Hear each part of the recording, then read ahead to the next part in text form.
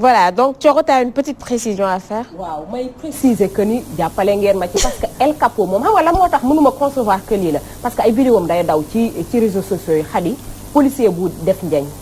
kenn bonalu ko takk ay bijoux mais bon juste leeral rapidement que c'est un policier la du indicateur comme ni ñu ko waxee policier la c'est un policier donc voilà ñu daal di maintenant jàll ci rubrique actualité doore ko première partie bi nga xamante ne c'est la revue de la presse ñu jël ci 4 ñu commencé ko par Walf Quotidien mi nga xamante ne ci xëtam mu ngi ci daal di fësal vacances gouvernementales suñu jëwrin yi nga xamante ne ñoom ñoo ŋànk gouvernement bi ak itam seen njiit sax président Macky Sall nga xamante ne ci jamono ji ku ci nekk yaa ngi uti ruq boo xamante ne dem nga fa ngir daal di noppalu waaye itam passé sa ay vacances mu mel ni kon ci jamono ji ñi nga xamante ne ñoom ñoo assuré intérim bi entre guillemets moo di Cobra ak kii Thioro doon waxtaanee léegi mu di El Capo alors loolee ñu ngi ci xuus ci anam bu yaatu ci page 2 bu Walf Quotidien mi nga xamante ne également daal di ñëw ci sphère ministérielle yi nga xamante ne ñoom ñoo nekk ca diwaanu Diamniadio ak itam fonctionnaire yi nga xamante ne fi mu ne ñu ngi yuuxu yaay ndaxte dañoo sonn bu ñu sukkandikoo ci seen i ay kàddu ñeenti waxtu dong la ñuy liggéey daanaka par bés li ko wund nag moo di jafe-jafe yi nga xamante ne moom la ñuy jànkonteel ci wàllum transport waaye itam yeneen jafe-jafe yoo xamante ne ñu ngi koy dund foofee ca Diamniadio gi nga xamante ne foofu lañu leen a toxal alors Walf Quotidien suñu ay confrères ci page 7 daal di ñëw ci pharmacien bi lee di Cheikhouna Gaye mi nga xamante ne ci jamono ji mu ngi def buzz bu baax a baax moom mi leen nag daal di weddi tuuma yi nga xamante ne moom la ñu teggoon ci ndoddam c'est-à-dire à savoir que ci PV bi nga xamante ne daf kaa signé moom dafa jéggalu ki nga xamante ni moo di commissaire bile ñu dippee Cobra moom mi leen nag mu ngi xam ne ni li ni mel wérul amul benn yoon mësul jéggalu mu mel ni seen coow bile dafa tàmbalee am prolongation alors ñeneen itam ñu am prolongation waaye mu ñeel seen crise di waa parti démocratique sénégalais ñu xam ne ni cadre yi nga xamante ne ñoom ñoo nekk ca bopp ba fi mu ne ñu ngi comploter ku ci nekk ci sa pàcc ci loolee sax la ñuy daal di des mu di équipe bu yees bu parti démocratique sénégalais ñu mën koo dippee PDS New Look mu mel ni Wade yi c'est-à-dire Wade père ak Wade fils daal di nañuy tànn seen 5 majeurs 5 bu ñu ko waxee ngay xalaat un peu équipe basketball bu nekkoon équipe ñu mën a nekk 5 yi nga xamante ne ñoom ñoo war a jouer tànn nañu leen ñi bokk na ci Bara Gaye Doudou Wade Abdoulaye Racine Tafsir Thioye ak itam ki la di Woré Sarr ñoom ñi leen nag ñoom la ñu jox tâche animé li nga xamante ni moo di parti démocratique sénégalais bi nga xamante ne demul woon ca élection yi ñu war a tabb njiital réew mu yees waaye war nañu dem ca local ba mu mel ni ci loxo juróomi nit yi lañu ko daal di teg leneen loo xamante ne également dinañu ci waxtaan moo di li feeñ ci xët bu njëkk bu exclusif maanaam président Macky Sall mi nga xamante ne ak itam ay jëwrinam ñu ngi savourer seen ay vacances ci jamono joo xamante ne fii ci Sénégal pëccoxoo ak mettit la askan wi di dund bu baax a baax mu mel ni comme ni ko suñu confrères yi waxee république bi mu ngi dund waaye itam république bi c'est-à-dire ñun ñi nga xamante ne ñoom ñoo nekk ci suuf ñu ngi dund mettit bu baax a baax ñoom ñuy fësal image yu seen i ay vacances ci ay cadre yoo xamante ne dafa rafet bakkane askan wi également di fësal image yu cadre yi nga xamante ne moom la ñuy dund ci jamono ji bokk na ci yoo gi nga xamante ne Thioro wane na ko sànq bokk na ci sax yi nga xamante ne moom moo nekk ci marché bi ak itam tokkantaanu taw bu amee inondation yi nga xamante ne moom mooy tere ñu bari ñu daal di mener seen activité comme ni nga xamante ne moom moo leen neex ñu jeexalee ko ak les échos bi nga xamante ne ba tey ñu ngi des ci vacances yi nga xamante ne moom la président Macky Sall nekk ci jamono ji di dund ak soxnaam Marième Faye Sall fële ca Biarritz mu mel ni couple présidentiel bi nag merloo nañu askanu Sénégal bu baax a baax wala en tout cas ñi nga xamante ne ñoom ñoo ci ëpp ndaxte ñu ngi ñaawlu ni nga xamante ne moom la nekk di def ginnaaw ñeenti weer dong yoo xamante ne jóge woon na ko fële ca réewum Maroc sénégalais yi dem sax bay def liste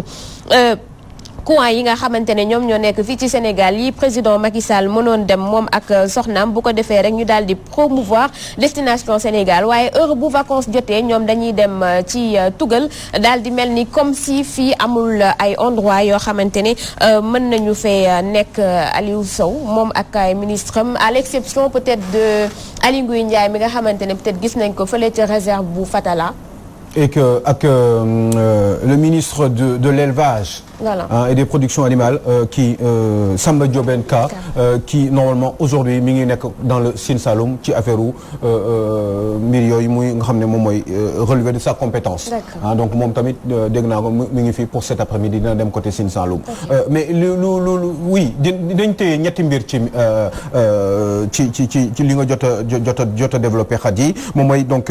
d'abord Macky Sall bi nga xam ne dem na bitim réew dans le sud de la France à Biarritz bi nga xam ne en ce moment même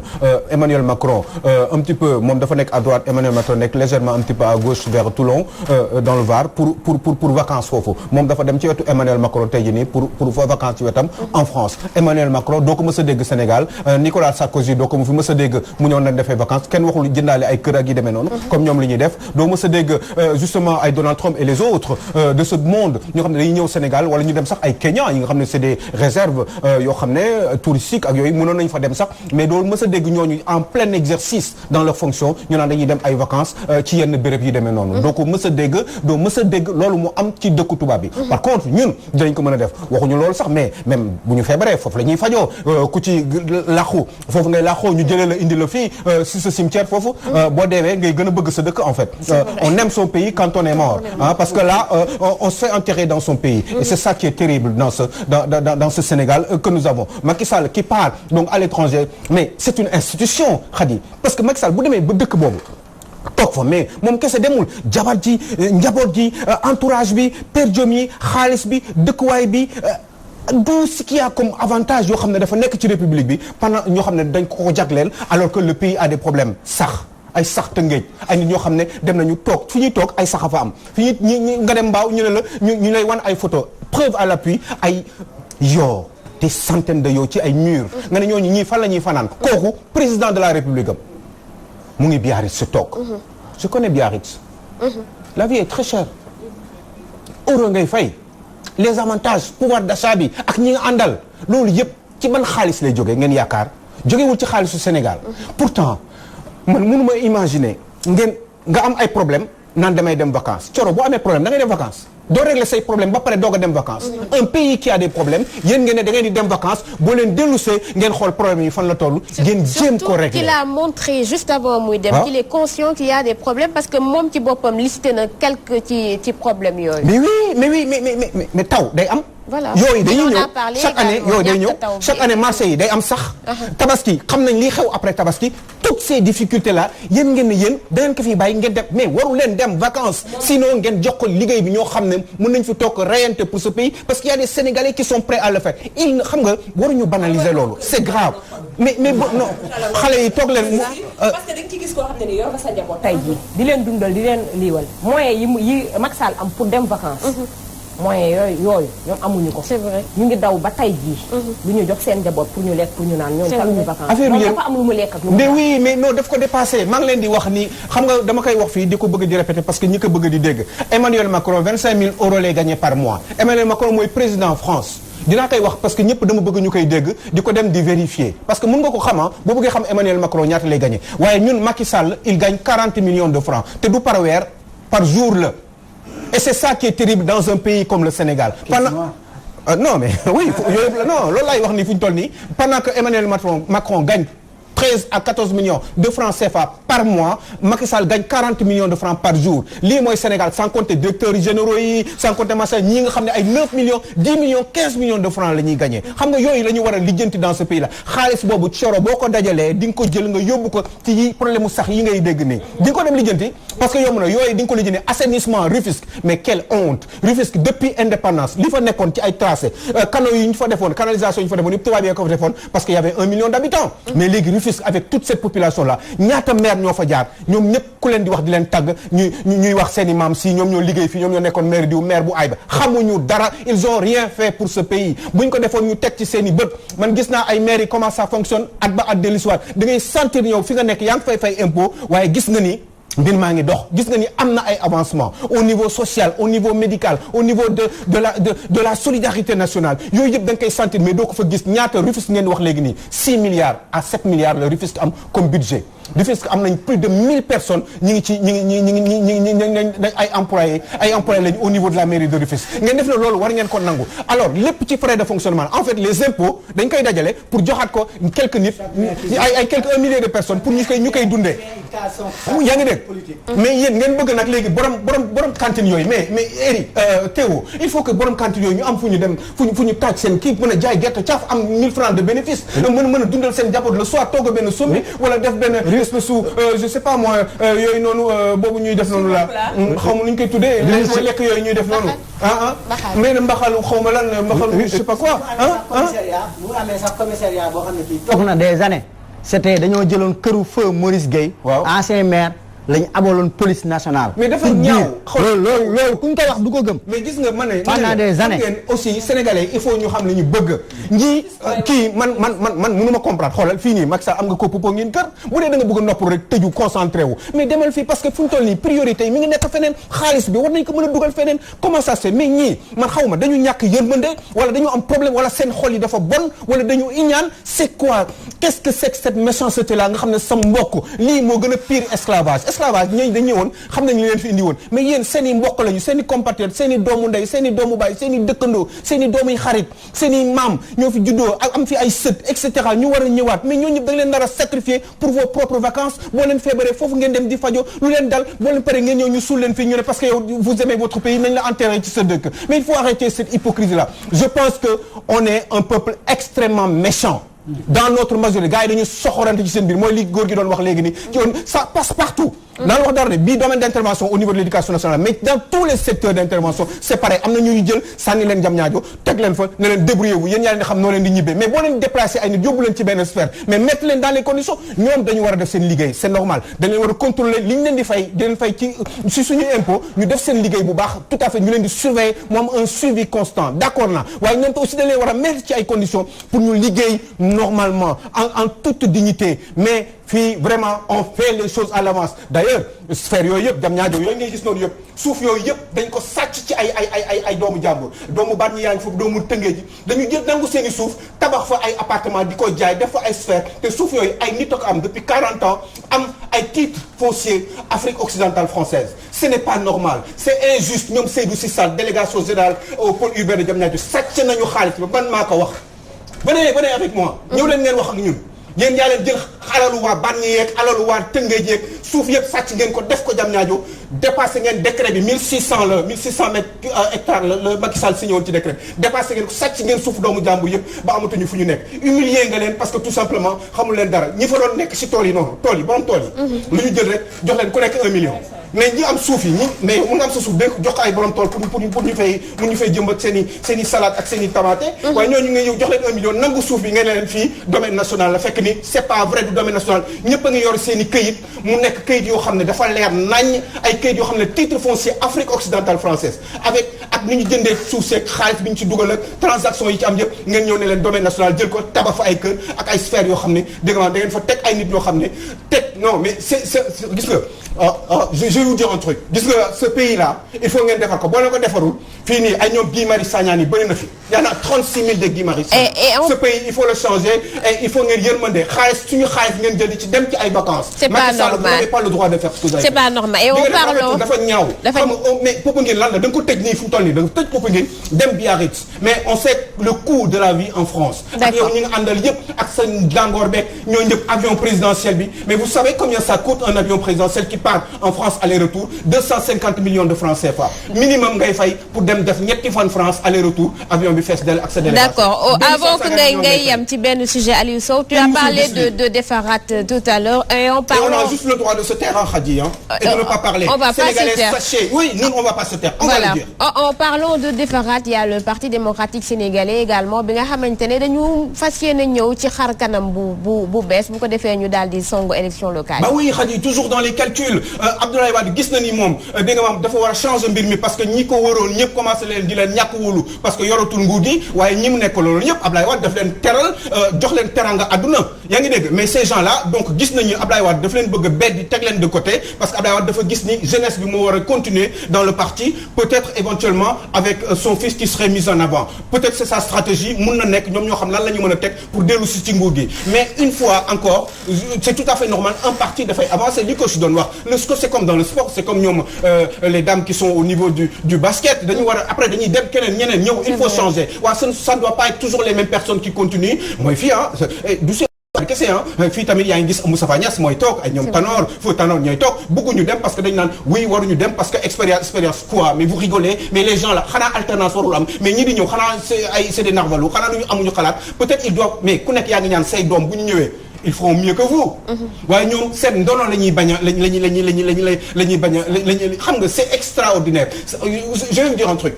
il faut ñu nangu ko quoi dëkk bi dafa am ay nit yu soxor ay nit yu méchant ay nit yoo xam ne seen xol dafa bon iñaan ndax population bi ba récupérer nguur gi di ci def lu leen neex parce que man sax li ma gis daf ma metti yow. man ay nit di toog ngeen yaakaar ne yow coro ni kooku toog foofu di jaay jënam noonu ci wetu sax yi am na choix ngeen defe ni kooku li muy xalaat mooy nan la mën a def pour am. Il y a El Hadj Seck qui veut intervenir. parce que problème bi rek du ñuy toog di jaay foofu mais ñiy jënd aussi amuñu njëgu jënd fu baax. ils sont obligés. mooy asservissement bi may wax rek ak appauvrissement. benn espèce nit li ñu dugal ci bopp xelu Sénégal xelu nit ñi ba def leen comme mbala. il y a une méchanceté délibérée dans ce pays. dañu soxla te malheureusement ñi ñu wóolu jiital leen ñoo koy def. récemment président de la République avec tout le respect que je lui dois mu ngi wax fonctionnaires yi li ñu dépensé. xaalis bu bëri mais même pas une semaine mu dem foofu Douaris alors que Sénégal mu ngi fi. moi je connais bien. et encore ces dépenses là pour man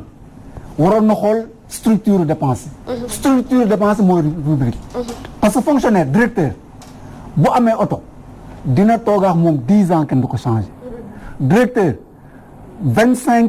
30 litres de carburant la am droit par semaine de 6 jours soo amee voiture de service 25 litres de carburant nga am droit par semaine ça te fait 100 litres pour le responsable bureau directeur ça lui fait 120 litres mais député chaque législature député yi dañuy changer seen oto boo ko nekkee bële nekk bi ñaari oto ngay am carburant ils l'ont chaque mois ils sont payés à niveau de l'indice salarial le plus élevé de la fonction publique c'est-à-dire gars ñi li ñu war a xamuñu ko xam nga boo xoolee kuréel bi entre fonctionnaires mais bu ñu xooloon politique yi la fay am c'est ils seront déçus. mais sëñ bi man damay juste yokk benn affaire. mais c'est grave Moustapha Niasse non parce que il faut nga wax au-dessus aussi. Moustapha Niasse président de l'Assemblée nationale à 50 millions yoo xam ne weer bu ko neex lu ko neex la ci def.